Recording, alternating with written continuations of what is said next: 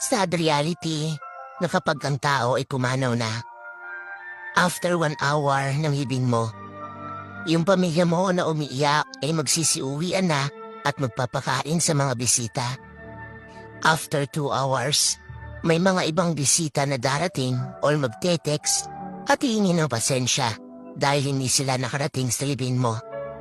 After 6 hours, ang mga bisita ay magsisiuwian na at ang pamilya mo ay magsisimula ng magplano sa mga gagawin sa susunod na araw.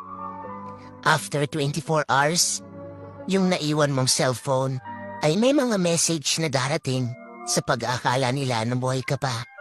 Pero ang hindi nila alam ay nag-uumpisa ng kinakain ng bakterya ang iyong katawan. After 5 days, yung pamilya mo ay salo-salo ng kumakain habang ikaw ay nabubutas na ang katawan at lumalabas na ang mga dugo dahil sa bakterya. After 1 year, may mga tao na makikita ang mga larawan mo at may isip ka ng panandalian habang ikaw ay buto na sa loob ng iyong libingan.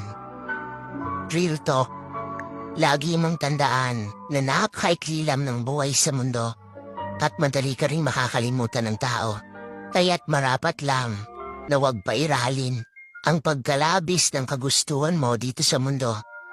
Huwag puro ka-estresahan ang gawin mo dahil sa ayaw at sa gusto mo, lilisan ka rito.